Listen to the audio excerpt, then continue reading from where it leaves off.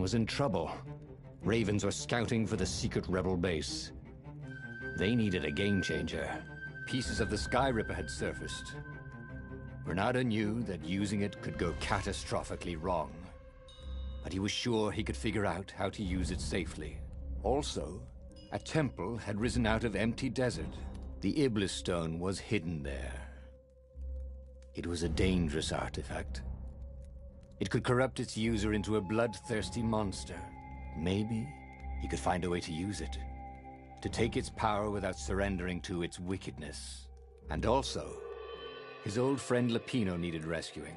Of course, Bernardo had a pretty strong suspicion that Lapino had betrayed the rebellion, and he had a gut feeling that he needed to use that to his advantage.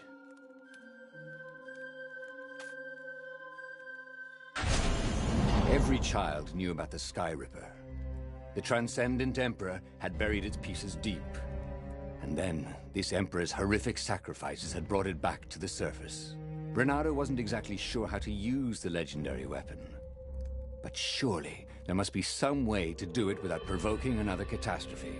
Had he, somehow, summoned the long-lost components of the legendary weapon out of the deep places of the Earth? It was more than Bernardo could fathom.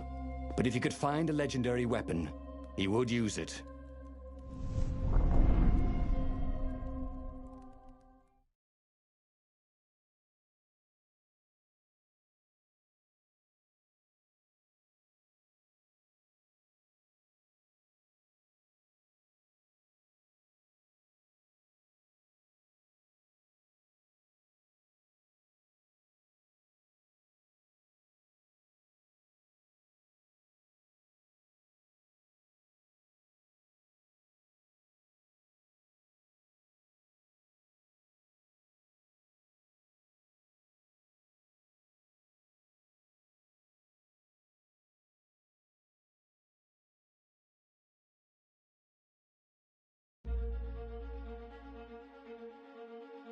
As he set foot on the island, Bernardo couldn't help feeling a bit curious. Was Lapino still waiting to be rescued? No. He was probably drinking champagne with the ravens. Did ravens drink champagne? Did rabbits? Bernardo felt oddly thirsty, come to think of it. Why had he chosen the Sky Ripper? Bernardo never made plans that required constant vigilance. He was a hero. He didn't think too much. He just went with his gut and hoped it all worked out. The Sky Ripper was a long shot. He'd have to devote himself to it. No side journeys, no rescuing old friends. That was against his nature. Could he stick with it? Boy, if looks could kill.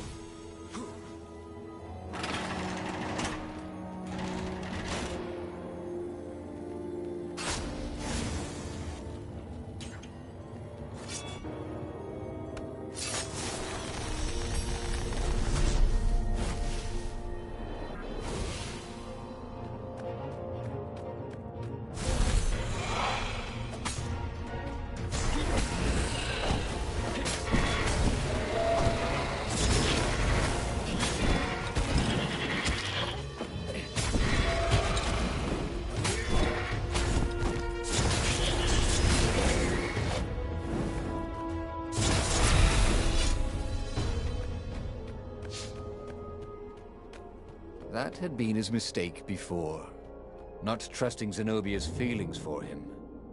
But how could he have known, after all these years of silence?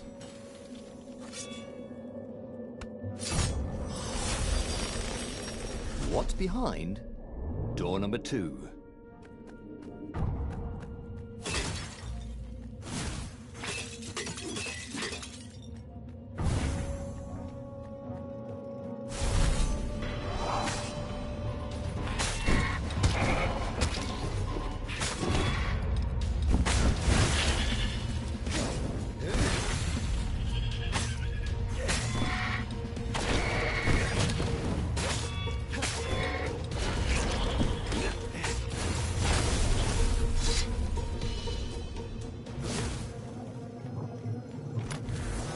Bernardo rubbed the fruit into his wounds. He felt better already.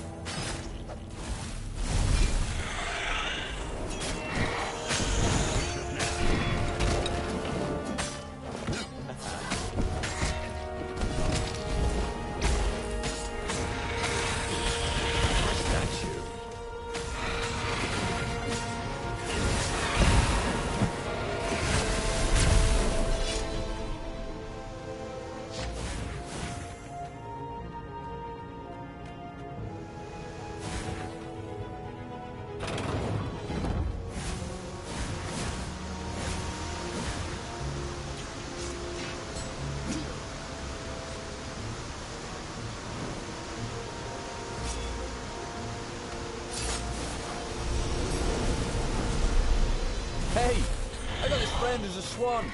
Could he join up? He dyes his feathers.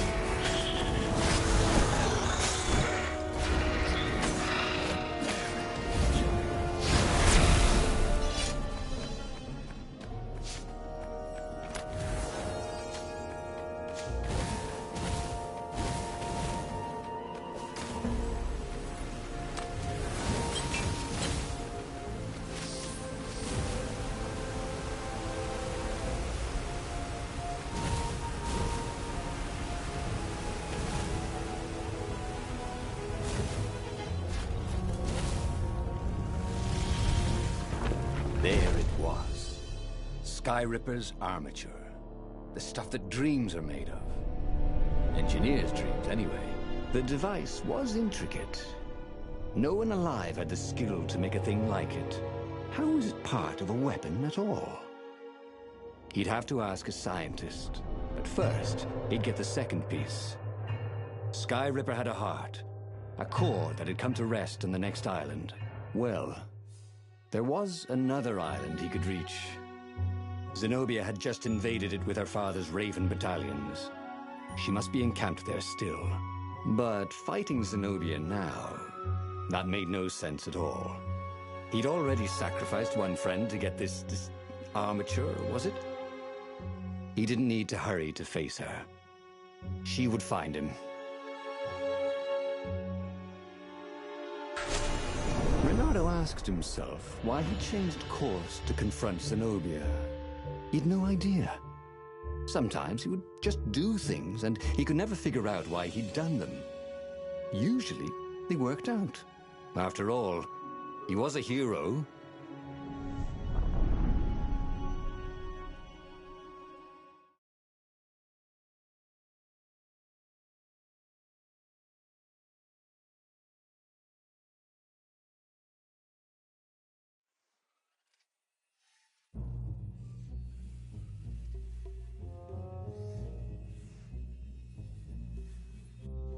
The truth is, though, he wanted to see her, wasn't it? It had been a dozen years since Swordfu School.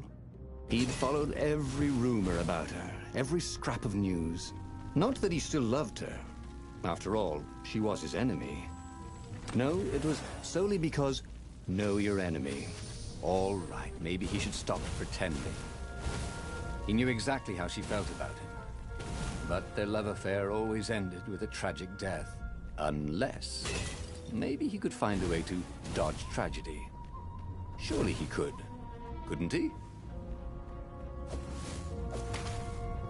The city was burning, and there was no one to put out the fires. If somehow Zenobia survived her father and inherited his crown, what sort of empire would she be heir to? But he couldn't think about that, could he?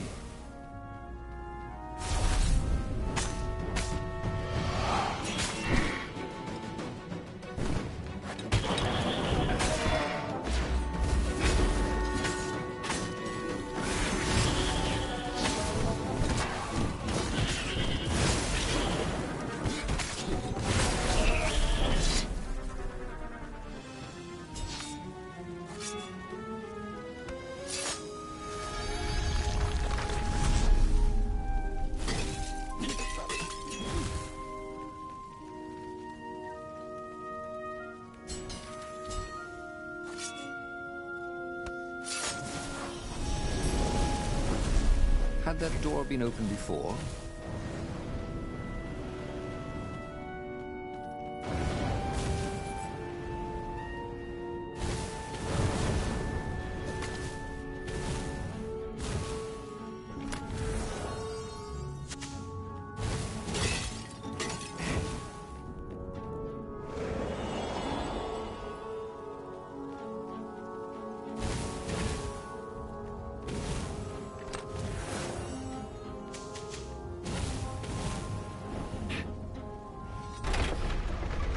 couldn't do worse with Zenobia than he'd done with the core, could he?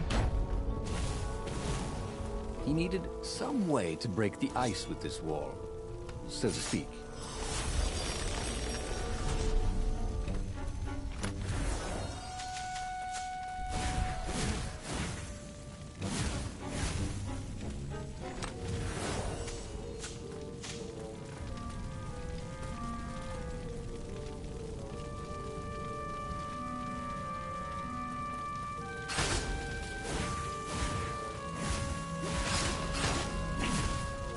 Two eyes good. One eye dead.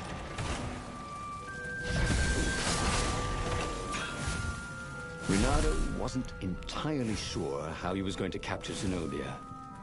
She'd be expecting him. And he didn't have Lapino to cook up a clever plan. Why was it again that he hadn't got the core?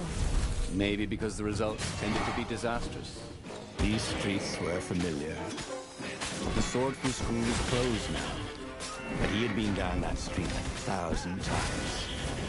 He knew that pub. He knew that alley. He knew the alley behind it much too well. No wonder Zenobia had chosen to invade this island herself.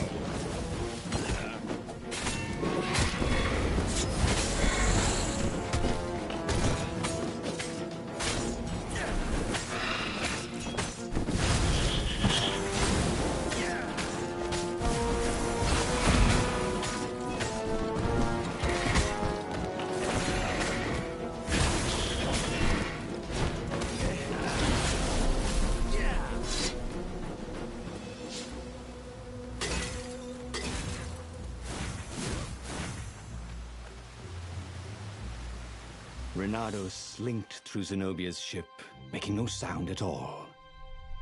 Where were her guards? Finally, he reached her bedroom. She was curled up on her bed. Oh, he'd forgotten how beautiful she was. How sleek, how soft. He tapped her on the shoulder with his sword. She vanished. And he suddenly noticed he couldn't move except his mouth. In fact, soon he couldn't keep his mouth shut. He told Zenobia everything.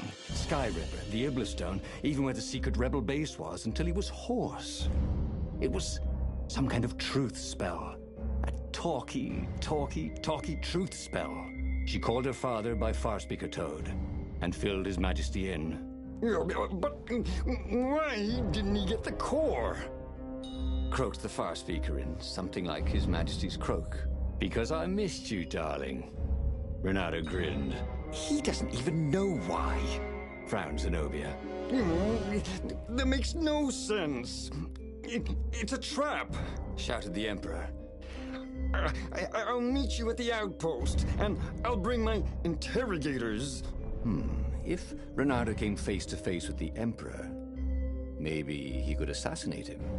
But maybe it would be smarter and safer to turn Zenobia against her father.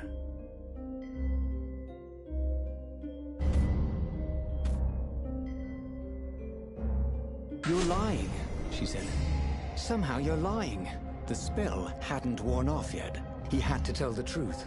The trick was in making sure she wouldn't believe it. The core is perfectly safe, he said. And he tried his hardest to sound sincere. So is the Iblistone. In fact, I was trying to get them myself. Fine then, interrogators it is, she said angrily. I gave you a chance. The Emperor's interrogators were not especially gentle, even by Weasel standards. Fortunately, Zenobia had locked him in the guest quarters on her ship, and she'd forgotten it had a toilet that, like all skyship toilets, could be vented into the abyss. This was not the sort of slippery fox he wanted to be. But just as they were about to land, he threw the latch, wrinkled his nose, and leapt through the open latrine.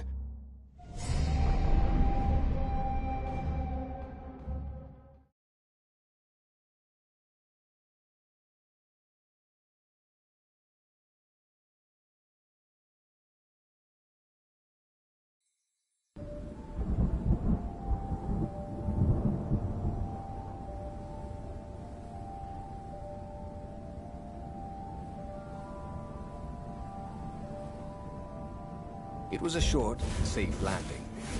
At least this part of the Nexus hadn't changed too much. Zenobia had been taking him to the Imperial outpost.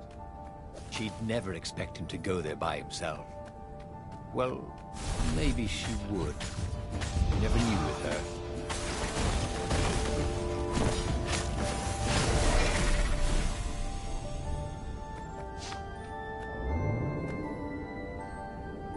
A very clever engineer named Elon Muskrat got his start making floating platforms. Not many people knew that.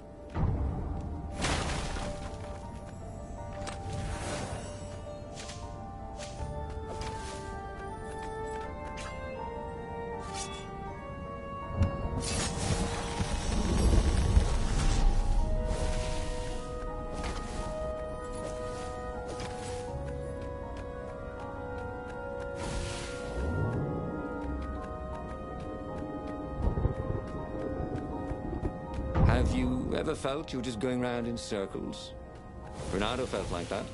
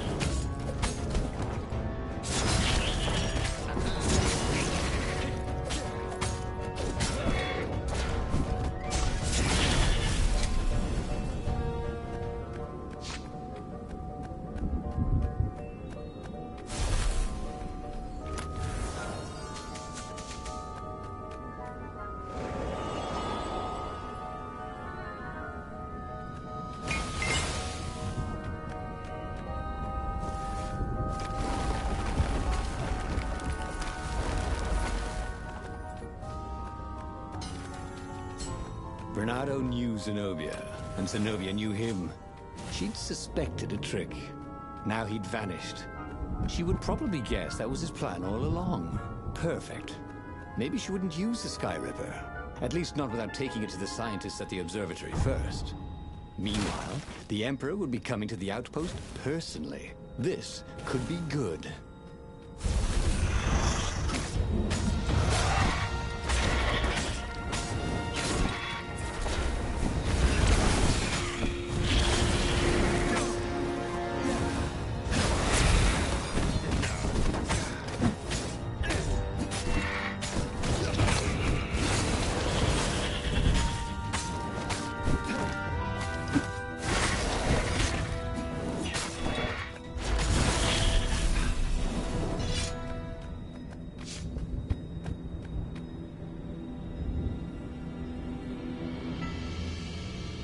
Bernardo was face to face with the Emperor's bodyguard.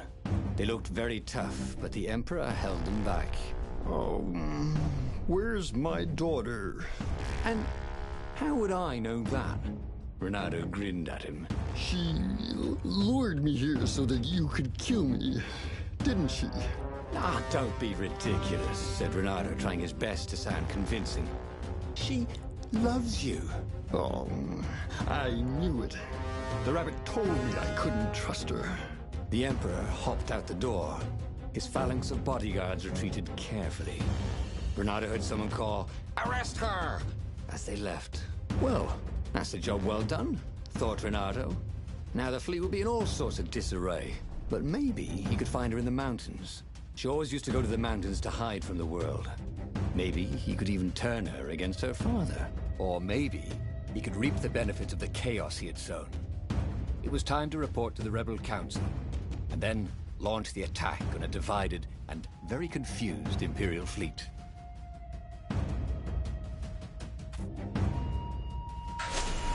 Bernardo was very proud of himself. He told the Empire everything, but now they didn't believe anything, and it looked like the Emperor didn't trust his daughter anymore either. There were some advantages to having a slippery reputation, weren't there?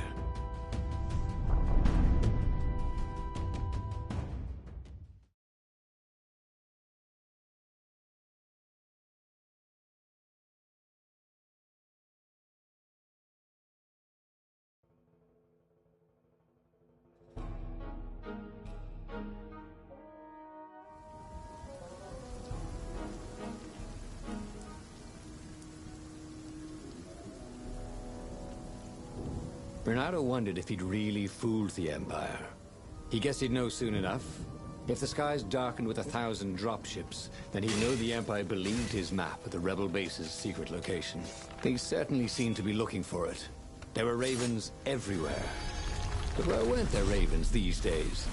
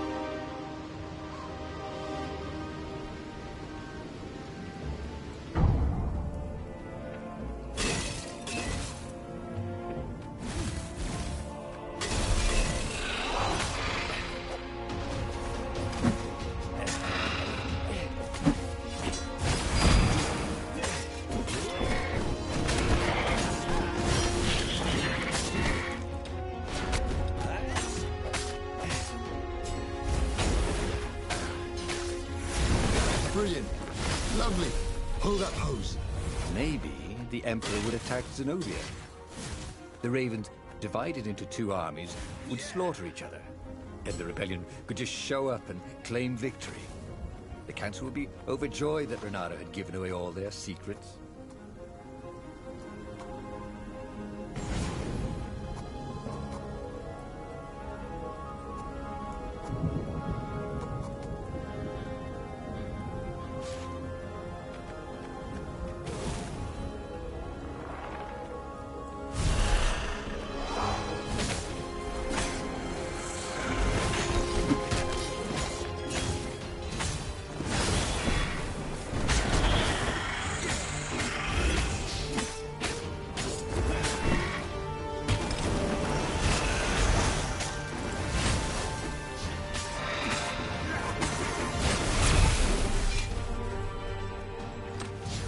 See? It was actually very fine weather, except for the occasional shower of ravens. And no one was burning the ruins down with the mighty power of a god's eye. If the Empire believed anything he'd said, they certainly weren't showing it.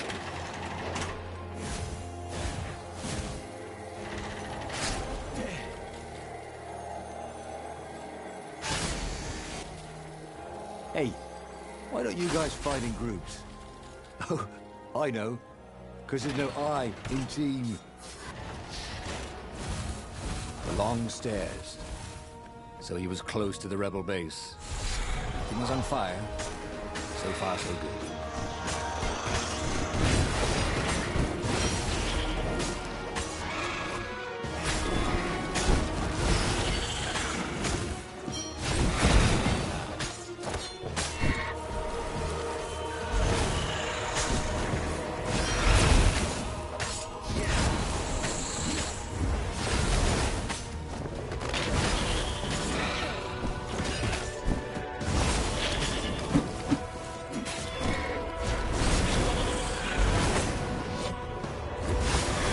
Surprisingly unwounded.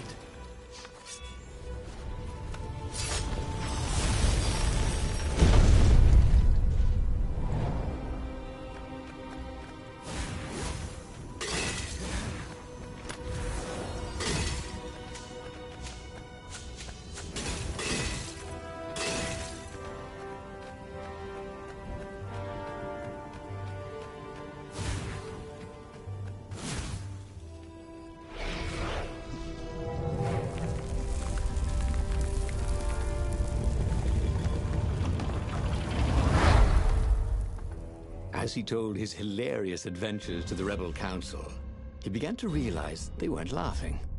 Just staring at him with those big bug eyes. Zenobia let you escape? Asked the speaker. How do we know you're not a double agent? Then I wouldn't tell you about her at all. Maybe you're trying to sound like an idiot, so we don't realize how clever you are. croaked the speaker. No, I promise you, I really am that much of an idiot. Renato was about to say when a half-dozen Imperial ships began to bomb the base.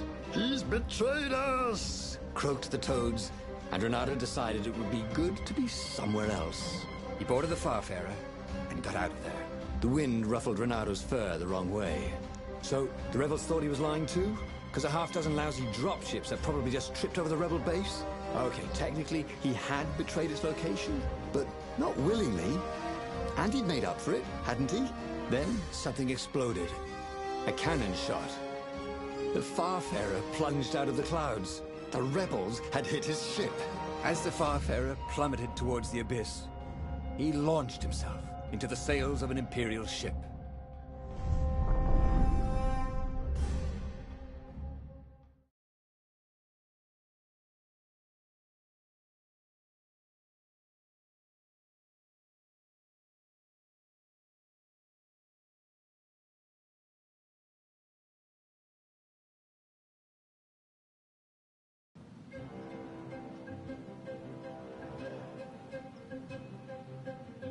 The Farfarer was gone. It had been a beautiful ship. And fast. He could do the Kestrel run in 12 furlongs. Or so the salesman had told him. He would show them. He would be the hero of the final battle. They'd know whose side he was on then. That's what it meant to be a hero. To go on fighting, even when both sides were trying to kill you. The port led right into the middle of the fleet. It was a glaring weakness in the defense.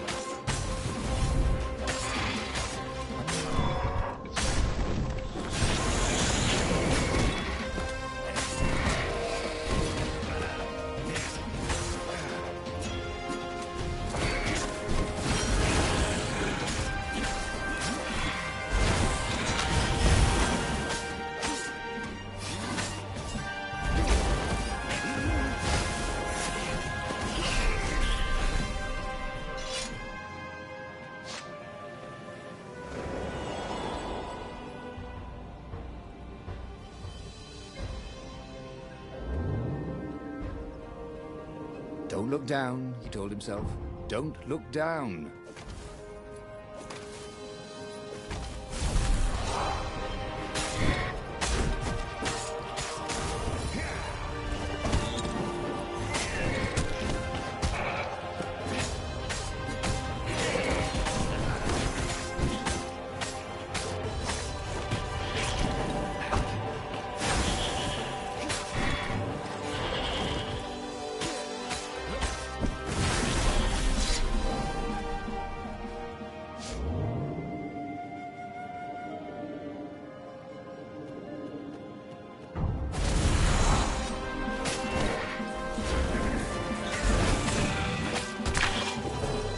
What's for dinner, he thought.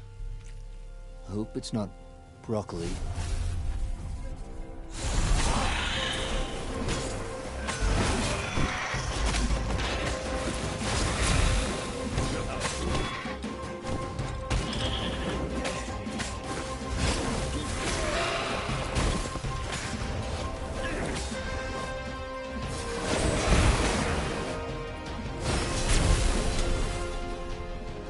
See? Rebels were fighting ravens everywhere, and not a super weapon in sight. No one was summoning giant murder bears out of the clouds. There were no locusts, no rain of fire. Something blew up nearby, and Renato decided it was not time to stop and ponder. Just as well, he liked acting much better than pondering.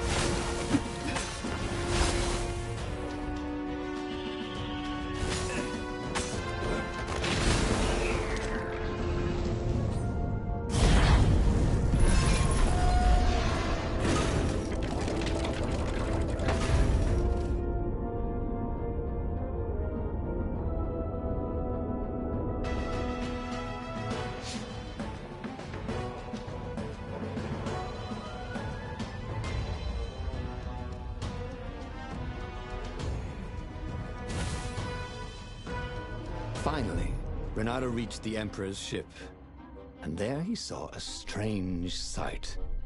Zenobia being led in shackles by Lapino with a squad of ravens. What? Lapino was working with the ravens? Was he some sort of traitor? Of course Lapino was working with the ravens. But the Emperor still thought Zenobia was a traitor? Renato felt oddly bad about that. Should he run down there and rescue her? Oh, but she was the enemy. Then he heard a whistling sound. He looked straight up and saw a rebel ship. It was dropping rather large bombs. One of them kept getting bigger as it fell. Huh? Oh. Oh, again?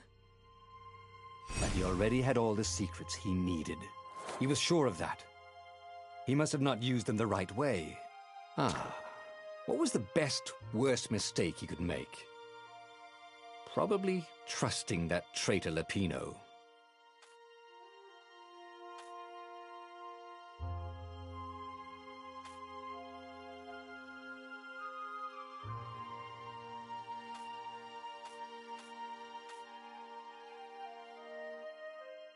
The book's pages fluttered to the beginning once again. Faster than before? And he fell. The clouds parted over the Isles of Boreas. It was time to choose. The rebellion was in trouble. Ravens were scouting for the secret rebel base. They needed a game changer. Pieces of the Sky Ripper had surfaced. Renato knew that using it could go catastrophically wrong. But he was sure he could figure out how to use it safely. Also, a temple had risen out of empty desert. The Iblis stone was hidden there. It was a dangerous artifact. It could corrupt its user into a bloodthirsty monster. Maybe he could find a way to use it, to take its power without surrendering to its wickedness. And also, his old friend Lapino needed rescuing. Of course, Renato had a pretty strong suspicion that Lapino had betrayed the rebellion, and he had a gut feeling that he needed to use that to his advantage.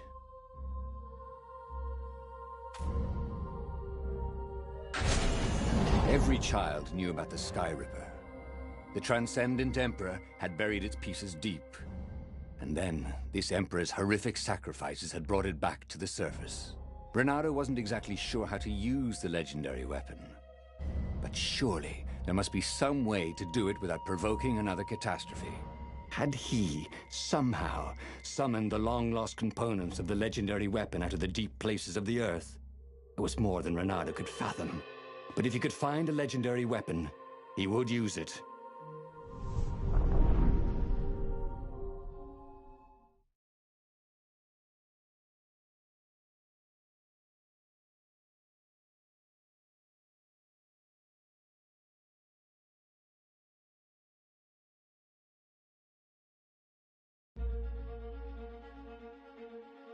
As he set foot on the island, Renato couldn't help feeling a bit curious. Was Lapino still waiting to be rescued? No. He was probably drinking champagne with the ravens. Did ravens drink champagne?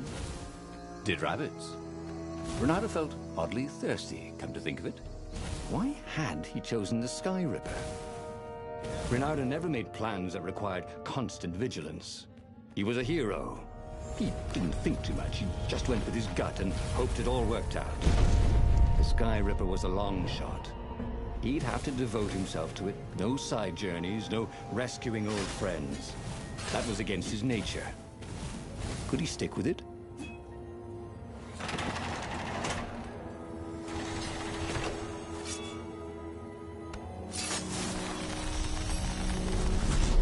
Or I could go that way, he thought.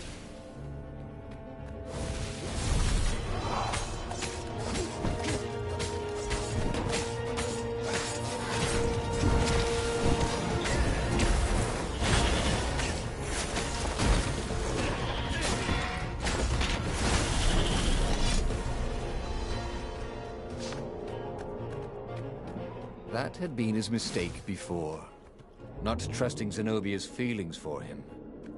But how could he have known? After all these years of silence.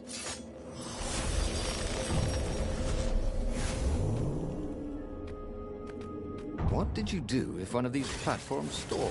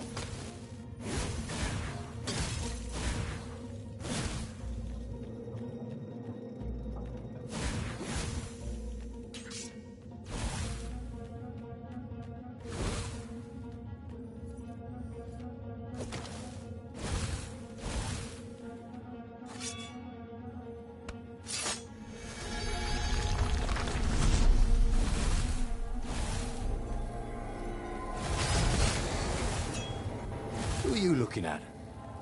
Oh, right. No one.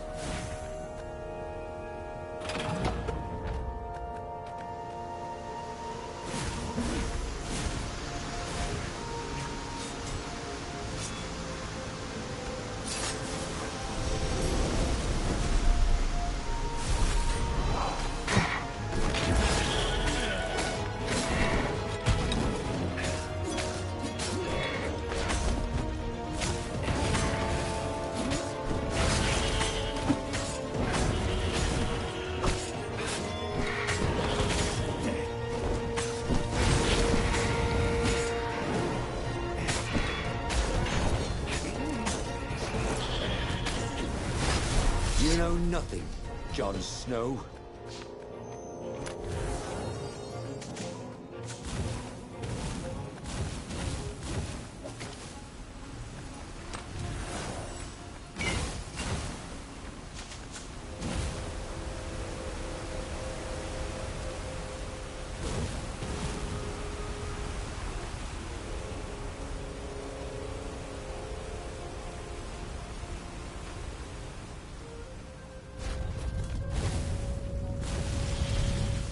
There it was. Skyripper's armature. The stuff that dreams are made of. Engineers' dreams, anyway. The device was intricate. No one alive had the skill to make a thing like it. How was it part of a weapon at all? He'd have to ask a scientist. But first, he'd get the second piece. Skyripper had a heart. A core that had come to rest on the next island. Well, there was another island he could reach. Zenobia had just invaded it with her father's Raven battalions. She must be encamped there still. But fighting Zenobia now, that made no sense at all. He'd already sacrificed one friend to get this armature, was it? He didn't need to hurry to face her. She would find him. It was a no-brainer. He'd sacrificed his old friend Lapino to get the armature. And the armature was useless by itself, only a series of coils and wheels. War demanded sacrifices, and he would make more before the end. He would have to choose the greatest good, no matter how much it cost him. Zenobia. Well, he would see her sooner or later, across a battlefield or a sword's point before all this was over. He was sure of that. The power was in the core. Obviously, he had to get the core.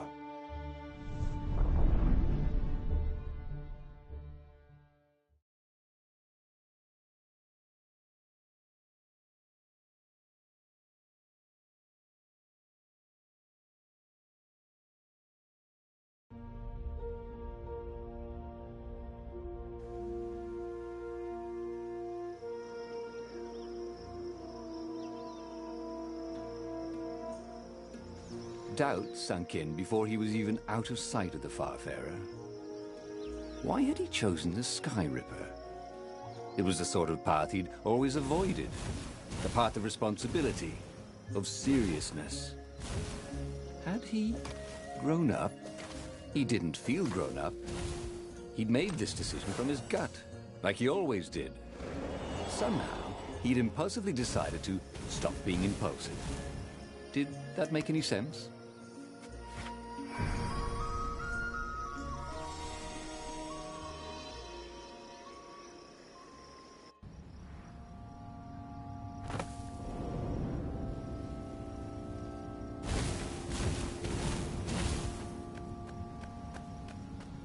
There was something sour in the air. Like the earth had ruptured over something that had been fermenting for a very long time.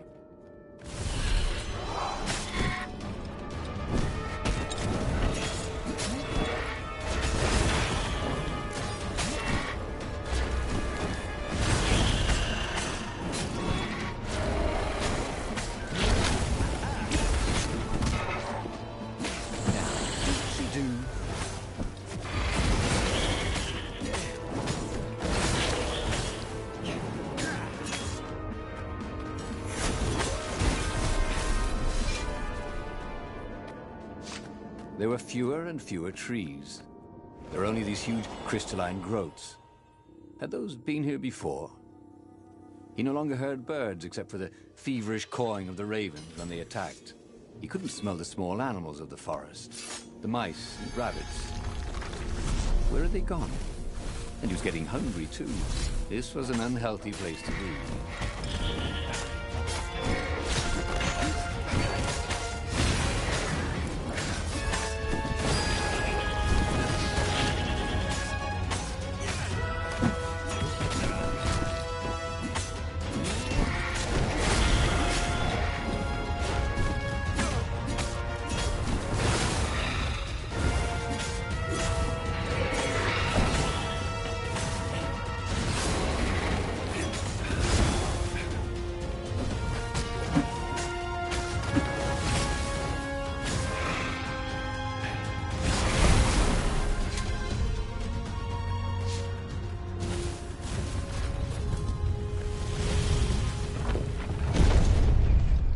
The 20-sided core made him feel physically sick. Once he had sneaked into a temple of the dark arts, and he hadn't liked what he smelt and saw there. This felt like that. As quick as he could, he wrangled the icosahedron into the armature. The wheels began to spin, then glow. The sick feeling quickly spun away. Now he only felt sad. He had lost good friends for this war apparatus. Maybe Lapino wasn't such a good friend. Yeah, that made him feel better.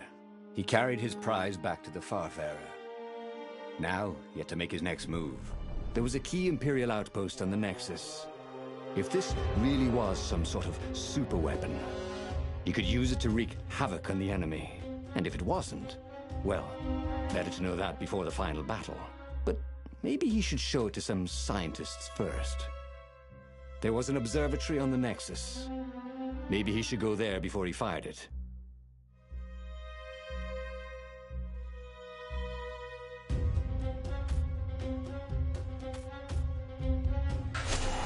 Reynardo had never been much of a student. At Swordfu School, he'd never read the books, just looked at the pictures. And Zenobia.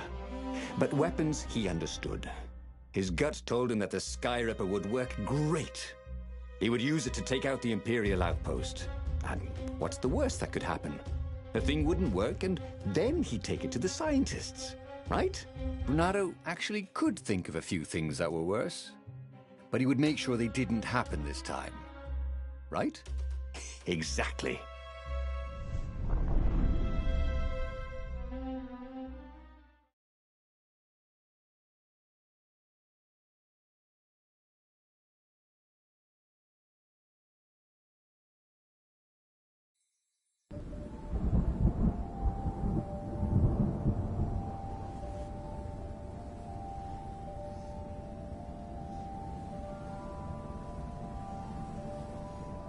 As he set out down the path, Renato wondered why the parts of the Sky River had only surfaced now, thousands of years after the Transcendent Emperor had discarded it. This Emperor, Isengrim III, had performed terrible, bloodthirsty rituals to invoke the lost gods. Perhaps that was bringing up lost artifacts. How perfect, then, that the Sky Ripper would reappear to be his destruction. And hopefully this time, just his destruction. There was an inscription on the platform. Balaleka lessons, with an address.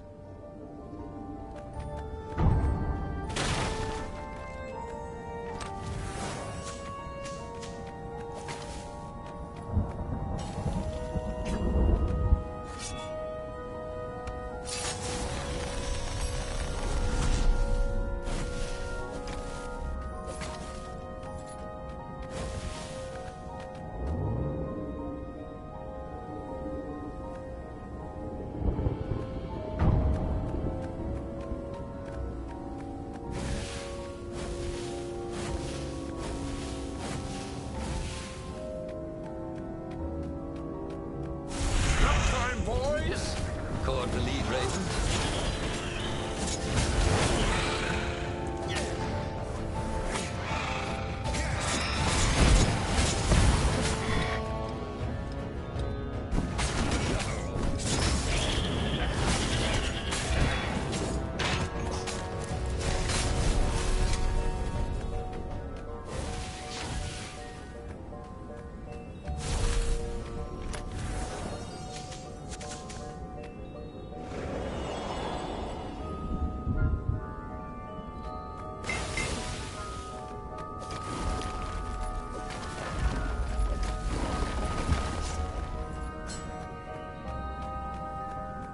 He was tired of slaughtering ravens.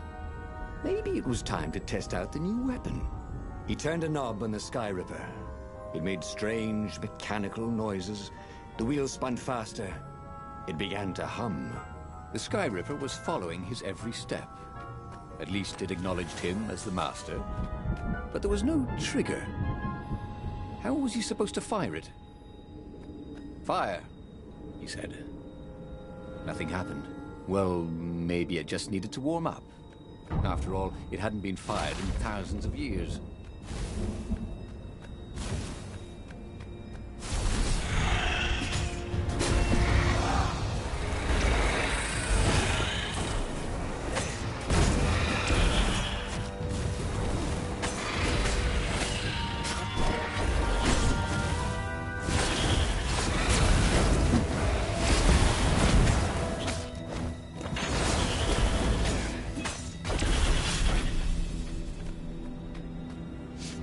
The Sky Ripper was making a whining noise now, and its wheels were spinning so fast he could no longer see them.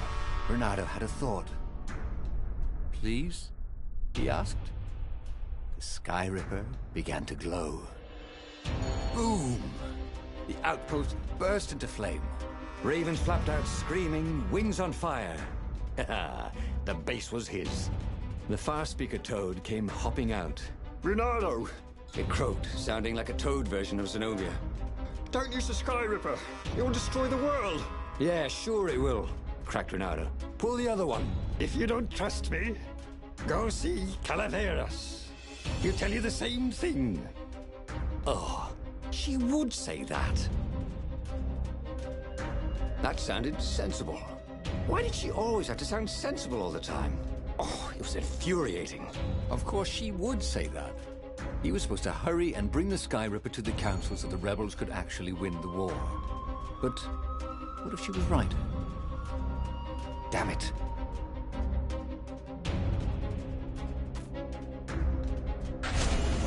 Just this once, he would not let Zenobia get into his head with her logic and her wisdom and her appeals to reason. He was a fox. He'd go with his instincts, and it would all work out like it always did. Oh, he was sounding like a reckless idiot, even to himself. But if there was one thing Renato could never bring himself to do, it was turn back on a decision he'd made.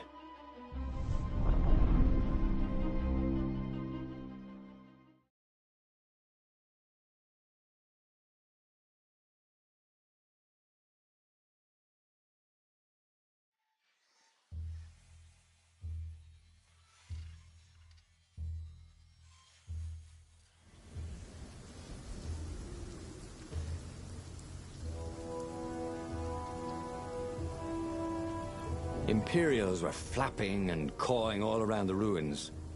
They must be panicking with rumors flying of the superweapon.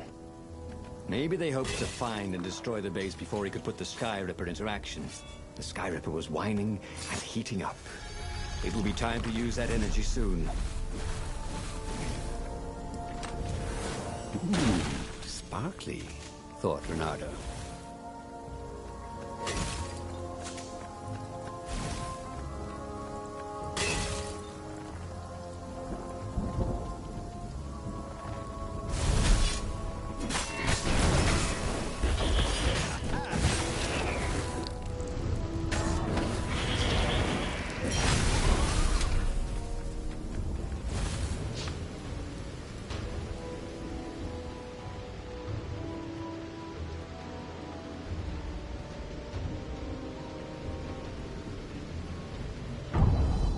It would be fun to try out that one.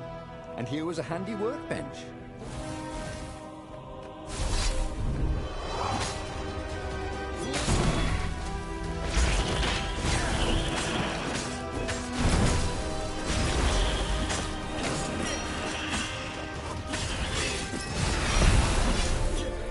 He wondered if the Council knew he destroyed the outpost.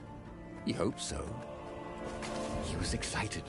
With his superweapon, they could actually win their battle with the Imperial fleet.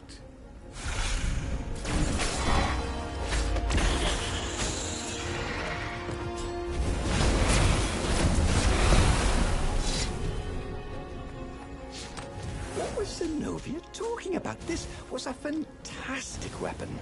Ravens burst into flames with just a touch of its killer beam. He was tempted to leave it on all the time, but he didn't want to accidentally slice off some council toad's head or tongue. She'd been trying to distract him. Well, this time, no one was going to distract him. That was awesome!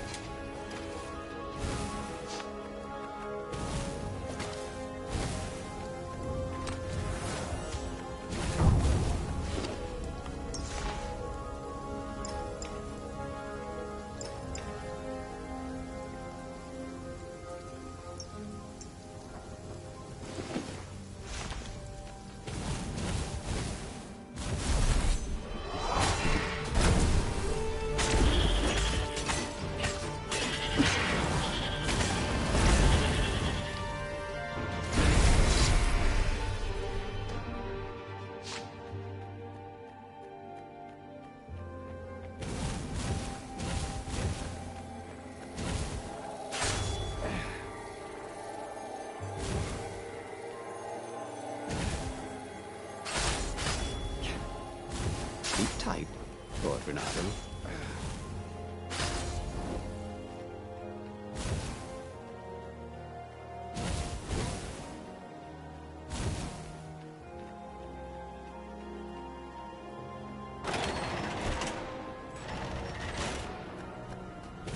The long stairs. So he was close to the rebel base. Nothing was on fire. So far, so good.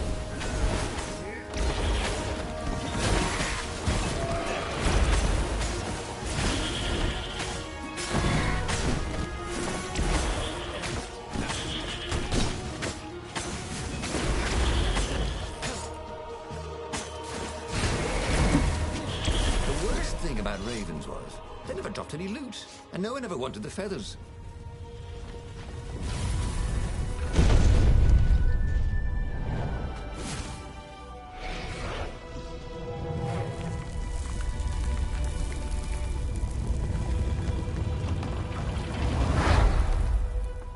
As he headed towards the council chamber, Renato felt everyone watching him. You've saved the rebellion, said the council speaker. Frankly, we were afraid you'd turn aside to save that idiot Lapino. Not bloody likely, Renato told them, feeling he was maybe being a bit harsh on the poor mad rabbit. If you never make sacrifices, he said, you're probably not doing the right thing. The speaker nodded. Are you ready to lead the charge? Let's roll, he said, with grim satisfaction. Renato set sail for the fleet.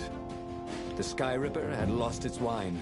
It was humming now, as if it had taken some time to seat properly.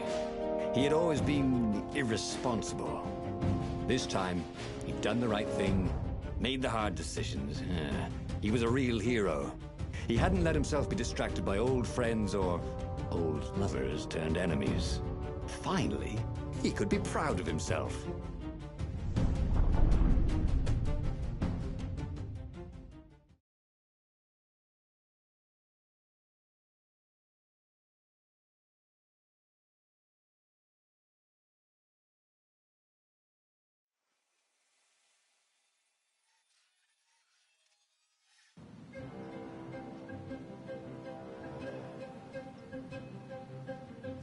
He was ready.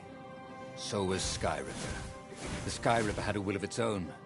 It picked out its own targets and set them on fire. Now, this was going to be a short battle. He would set the ships on fire if he didn't need them to get to the Emperor. And he wondered if he'd see Zenobia, or if she'd flee. Wouldn't she be proud of him? At least, a bit of respect. He'd become an all-conquering hero. It was like having a pet. Well, like having a goblin.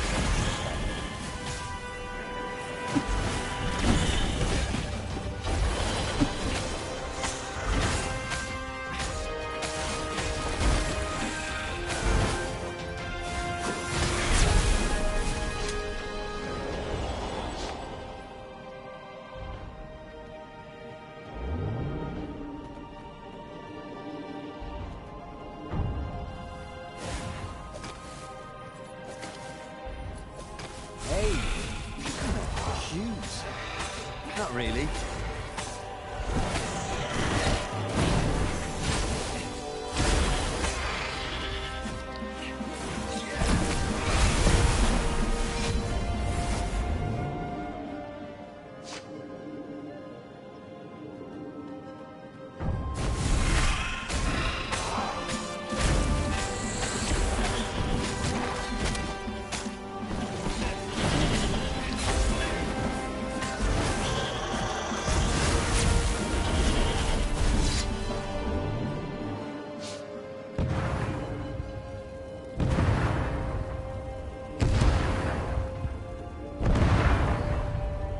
There was a parchment on a signpost.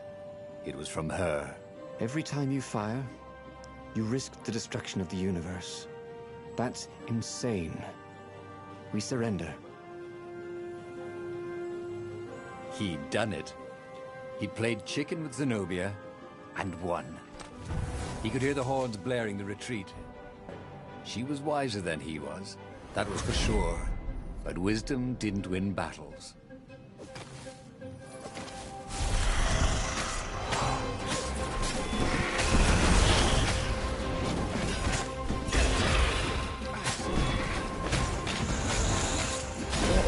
With this device, he could travel at night, so long as there are ravens to set on fire.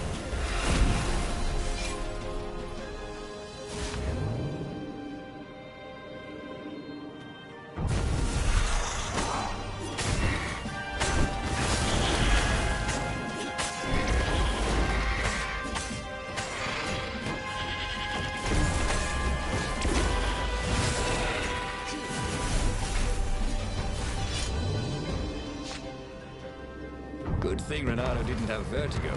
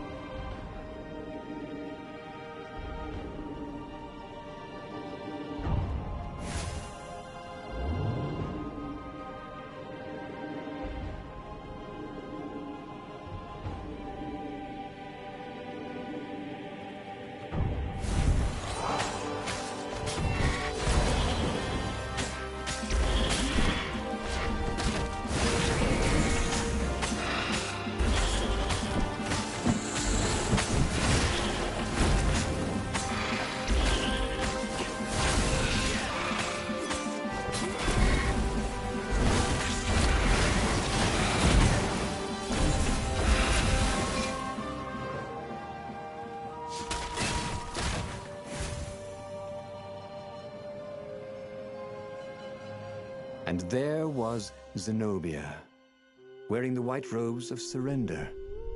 She came and kneeled before him. Why didn't you listen to me? I was trying to save you too. You're the enemy, you said. I was never your enemy, Renato. And he realized, not for the first time, how much she loved him. Then she spoke a terrible word and made a gesture with her hand. She stopped moving, covered in frost, and he wondered why she'd frozen herself. Then the Sky Ripper froze, and then, for a moment, he felt very cold and discovered that he couldn't move. The next thing he knew, the sun was a giant, monstrously red. It took up half the sky, and he was in a parched red desert. And then he was on fire. Oh, again? But he already had all the secrets he needed. He was sure of that. He must have not used them the right way. What was the best, worst mistake he could make? Probably trusting that traitor Lapino.